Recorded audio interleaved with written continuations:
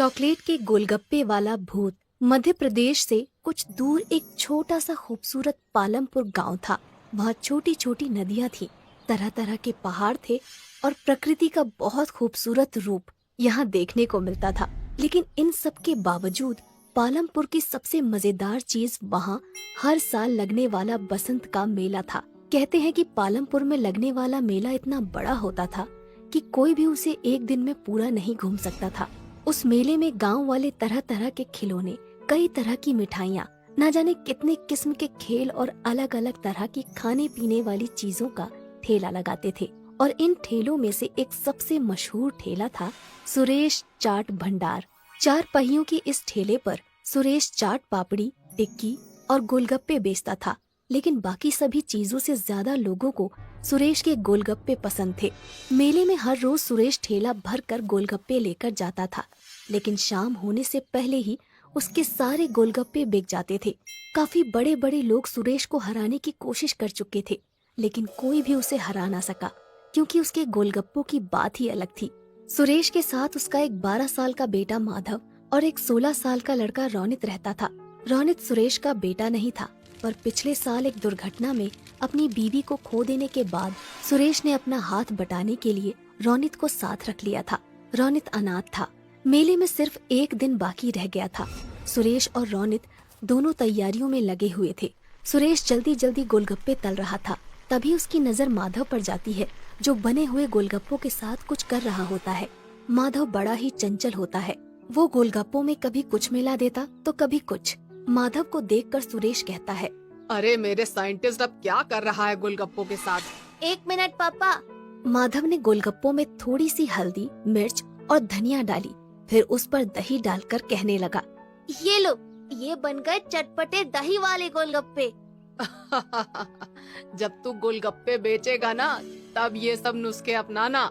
अरे माधव, पढ़ लिख कर गोलगप्पे क्यों बेचेगा? क्यों, क्या खराबी है? काम इंसान को छोटा बड़ा नहीं बनाता, बल्कि इंसान काम को छोटा बड़ा बनाता है। अच्छा, मतलब ये गोलगप्पों में मिर्च धनिया भरकर बड़ा इंसान बन जाएगा? क्या पता बन जाए। तुम्हें पता है, माधव जिस उम्र में है, उस उम्र में एक इंसान का दिमाग सबसे ज्यादा तेज होता है। वो ये सब बातें कर ही रहे होते हैं कि तभी माधव चिल्लाता है, ये देखिए पिताजी, मिट्टी के गोलगप्पे। ये देखकर रोनित हंसने लगता है और कहता है, अगर गोलगप्पे में मिट्टी मिला देना दिमाग है, तो अच्छा है मेरे में कम दिमाग है। अच्छा चुप रहो, वो हरी वाली पोटली लाकर इस पानी में मिला दो। मैं बाहर काम से जा रहा हूँ, आते हुए रात को देर हो जाएगी। ये कहकर सुरेश वहाँ से चला जाता है और रोनित पोटली के पास चला जाता है। वहाँ 2 रंग की पोटलियाँ होती हैं, एक लाल और एक हरी। रोनित गलती से हरी की जगह लाल वाली पोटली उसमें मिला देता है। तभी उसे बाहर से कुछ आवाज आती है और रोनित बिना पानी को देखे ही बाहर चला जाता है। उसने ध्यान ही नहीं दिया कि पानी का रंग हरे की जगह काला हो गया था। रात को जब सुरेश घर वापस आता है तो देखता है कि माधव अपने बिस्तर पर सो रहा होता है, पर रोनित घर में कहीं नहीं होता। सुरेश को लगता है कि वो काम खत्म करके अपने दोस्तों के साथ खेलने चला गया होगा। रात को सोने से पहले वो निश्चय करता है कि कल की तैयारी का सारा सामान देखकर सो जाएगा। वो चाट पापड़ी देखता है, जो कि बिल्कुल ठीक होती है। गोलगप्पे भी अच्छे ही दिख रहे होते हैं।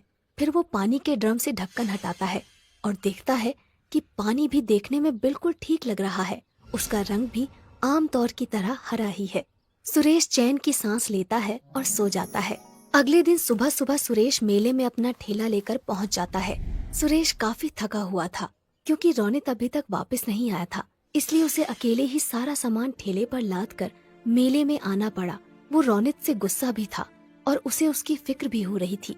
मेले में खड़ा सुरेश रोनित के बारे में सोच ही रहा था कि उसको एक आवाज आती है, भैया गोलगप्पे दो ना। जी देता हूँ। भैया जैसे पिछली बार खिलाए थे ना, तीखे वाले, वैसे ही देना। सुरेश ने उन्हें गोलगप्पे खिलाए। गोलगप्पे मुंह में रखते ही लड़की ने वापस बाहर निकाल दिया और कहा, ये क्या वाहियात गोलगप्पे हैं। सुरेश चौंक गया। लड़की ये कहकर वहाँ से चली गई और सुरेश ने एक गोलगप्पे में पानी भरकर अपने मुंह में रखा। उसने फौरन उसे बाहर निकाल दिया, क्योंकि गोलगप्पे का स्वाद सचमुच बहुत खराब था। जल्द ही ये खबर पूरे मेले में फैल गई और कोई भी सुरेश से गोलगप्पे लेने नहीं आया। शाम तक एक भी गोलगप्पा नहीं बिका। और परेशान होकर सुरेश वापस जाने लगा। वो अपना ठेला खींचता है और वापस जा रहा था कि उसने देखा कि मेले में एक नई दुकान लगी है जहाँ काफी भीड़ है। उसने पास जाकर देखा तो एक नई कंपनी गोलगप्पे बेच रही थी और लोगों की भीड़ वो गोलगप्पे खा रही थी। सुरेश इधर उधर नजर दौड़ा ही रहा था कि उसने देखा कि गोलगप्पे रोनित बेच रहा था।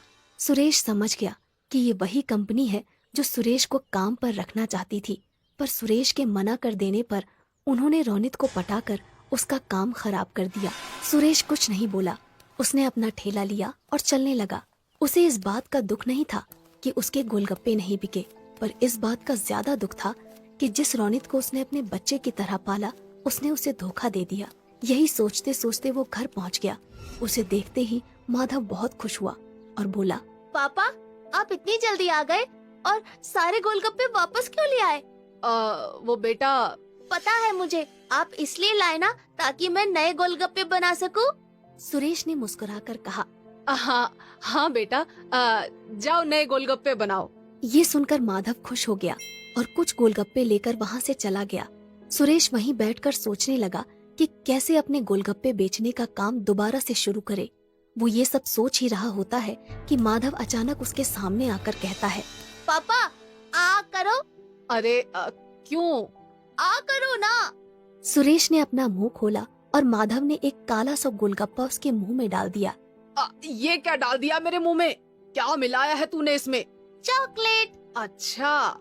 ये गोलगप्पे खाकर सुरेश के दिमाग में एक आइडिया आया ही होता है कि तभी माधव कहता है, ये लो पापा, ये भी खाओ। सुरेश मुंह खोल